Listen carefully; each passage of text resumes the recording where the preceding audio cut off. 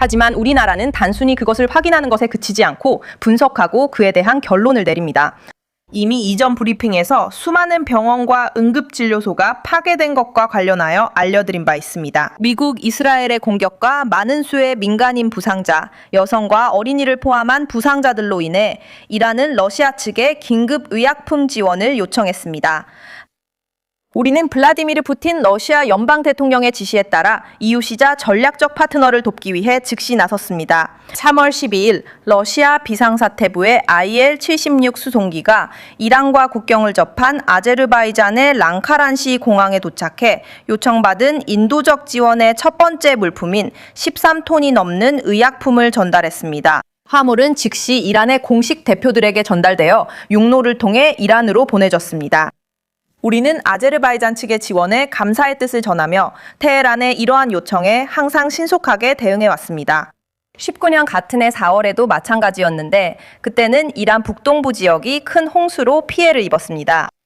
23년 2월에도 마찬가지였고 그때는 서아제르바이잔주에서 발생한 참혹한 지진 이후였으며 24년 5월에도 그랬습니다. 라이시 대통령의 헬리콥터 사고 현장에서 수색 및 구조 작업이 진행되는 동안이었습니다. 25년 4월에도 마찬가지였고 반다르 아바스 시 항구에서 발생한 산업시설 화재 진압 중이었습니다. 우리는 이렇게 끔찍한 시련을 겪고 있는 우리의 우방인 이란 국민을 계속 도울 것입니다. 상황이 더 악화되고 있습니다. 이 비극을 아직 상황이라고 부를 수 있다면요. 또 다른 비극입니다. 중동, 페르시아만 지역에서도 추가적인 부정적인 측면이 있습니다. 무엇보다도 이곳은 석유와 가스의 최대 생산지입니다. 중동 국가들은 주요 에너지 자원 생산국이자 공급국입니다. 국제에너지기구의 자료에 따르면 페르시아만 국가들은 전 세계 석유의 약 3분의 1과 가스의 40%를 공급하고 있습니다. 또한 호르무즈 해협을 통해 전 세계 석유의 5분의 1과 30% 이상의 액화 천연가스가 수출됩니다. 이처럼 막대한 자원과 유통 경로가 집중되어 있기 때문에 세계 시장은 극도로 취약해질 수밖에 없습니다. 이 지역의 상황이 불안정해지면 이는 말 그대로 에너지 안보에 직접적이고 중대한 위협이 됩니다. 이 문제에 대해 얼마나 자주 이야기되었고 지금도 계속 언급되고 있는지 보세요. 그리고 이제 진실의 순간이 왔습니다. 이른바 서방 분석가라는 사람들은 다 어디 있나요? 중동의 분쟁은 석유와 가스 시장을 최소한 혼란에 빠뜨렸고 세계 경제에 상당한 피해를 입혔습니다. 각각 주요 서방 투자 회사들의 분석 보고서에 따르면 소비자들은 매일 그것들을 받지 못하고 있다고 동의하고 있습니다. 1,500만 배럴의 원유와 450만 배럴의 석유 제품입니다.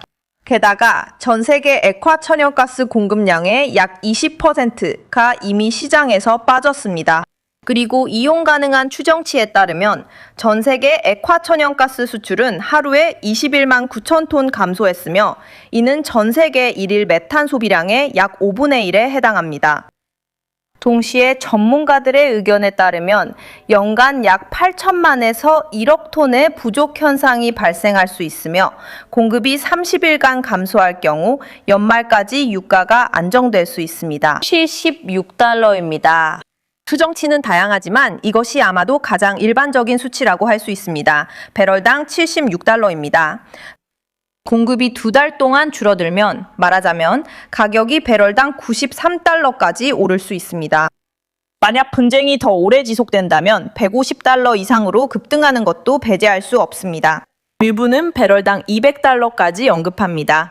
원유 가격이 10달러만 올라도 그래서 이런 수치들이 중요합니다. 이것은 정말로 말하자면 모두에게 영향을 미치고 앞으로도 영향을 미칠 수 있습니다.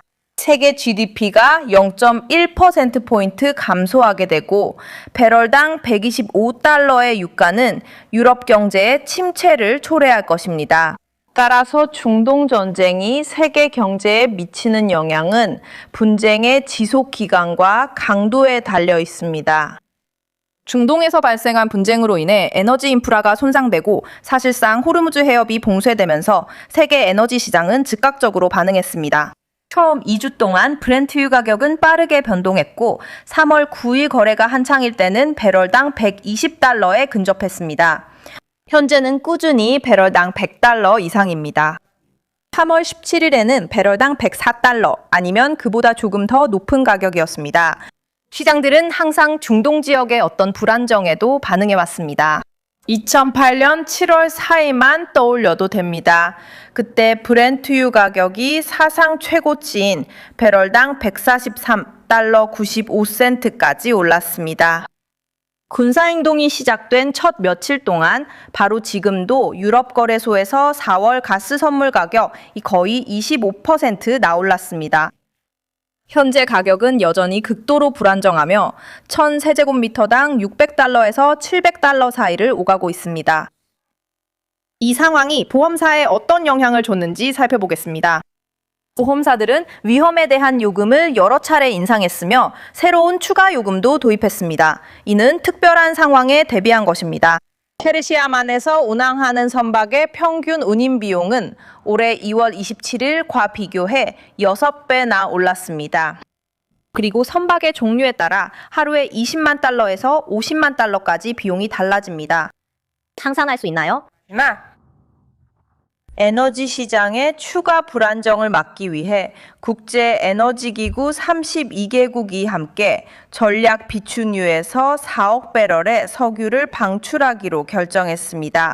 또한 이도하도 자국 비축유에서 1억 7,200만 배럴의 석유를 추가로 방출할 계획입니다. 하지만 여러 추정에 따르면 이른바 신유라고 불리는 이 양은 고작 25일 정도만 충분할 것으로 보입니다. 호르무즈 해협에서의 급통 중단. 안녕하세요, 마리아 블라디미rov나. 나나프고시카바 알마윤. 저희 질문입니다. 프랑스 외무장관 장로의 발언은 바샤르 아라사드의 실각, 제재 마리오에 의한 마두로의 체포, 그리고 이란 최고 지도자 아야톨라 알리 하메네이의 암살 이후 러시아가 더욱 고립되었다고 말했습니다. 그리고 러시아에 대한 압박을 더욱 강화할 것을 요청했습니다. 이 입장에 대해 어떻게 생각하십니까? 제 생각에는 그가 워싱턴에서 자신의 불확실한 정치적 운명에나 신경 쓰는 게 훨씬 나을 것 같습니다. 최근에 거기서 마크롱의 미래에 대한 여러 공식 성명이 나왔다는 점을 고려하면 말이죠. 마크롱 팀의 외무장관에 대해 무슨 말이 나왔는지는 잘 모르겠어요. 그가 여기에 집중해야 한다고 생각해요. 여기에 주된 관심을 쏟는 것이 더 나을 텐데 또다시 다른 데 신경 쓰지 말고요. 요즘 들어 이런 말도 안 되는 소리를 자주 듣게 돼서 안타까워요. 무슨 말인지 아시겠죠? 사실 그가 한 말이 실수였는지 아니면 러시아가 나라는 사실에 대해 의식적으로 한 말인지 저도 잘 모르겠어요. 니콜라스 마두로와의 상황, 아야톨라 하메네이의 암살은 말하자면 러시아에 대한 압박을 높이기 위한 구실이에요. 사실 저는 그가 정말로 그랬는지 잘 모르겠어요. 그러니까 다시 한번 말하지만 암살을 고려하고 있다는 거죠. 아야톨라 하메네이는 이것을 긍정적으로 해석했어요. 그가 말했듯이 이는 반러시아 연합에게 좋은 소식이라고 했죠. 아마도 그건 어쩌면 일종의 솔직한 고백 같아요. 당신도 그렇게 생각하지 않나요? 이런 상황에서는 우리는 불법적인 행동에 대해 이야기하고 있다고 말할 수 있어요. 완전히 원칙에 어긋나는 행동들이고 국제법과 인간의 기본 도덕 규범에 완전히 반하는 정치적 움직임의 형성이죠. 그리고 아마도 이 모든 것이 만약 실수나 맥락에서 벗어난 인용이 아니라면 실제로 파리, 즉 마크롱 행정부의 진짜 태도를 명확하게 보여주는 증거라고 할 수 있어요. 우리나라뿐만 아니라 전 세계, 이란을 포함한 모든 나라에 대한 태도까지도요. 하지만 전반적으로 국제법, 국제사회, 그리고 사실상 유엔에 대해서도 마찬가지예요. 우리는 파리가 또 한 번 어떻게 균형을 잡으려고 애쓰는지 분명히 볼 수 있어요. 마치 다시 말해서 미국 이스라엘의 공격에 직접적으로 관여하지 않으면서 어느 정도 거리를 두려고 하는 것처럼 보여요. 하지만 프랑스 외무장관의 이런 발언들은 자기 자신을 고발하는 것이에요. 또 한 가지 매우 흥미로운 점은 그들의 외무장관의 이런 발언들에도 불구하고 그들은 동시에 며칠 차이로 우리와 어떤 형태로든 접촉을 원한다고 이미 발표했어요. 죄송하지만 제 생각에는 그쪽에서 뭔가 혼동하고 있는 것 같아요. 그들이 혼란스러워도 다른 사람들까지 혼란스럽게 하진 않았으면 해요. 그리고 질문해 주신 김에 이 점에 대해 그분들에게 꼭 말씀드리고 싶어요. 이미 결정을 내렸다면 그들의 입장을 분명히 밝혀주셨으면 해요. 그리고 이것이 프랑스에 대한 공식적인 입장입니다.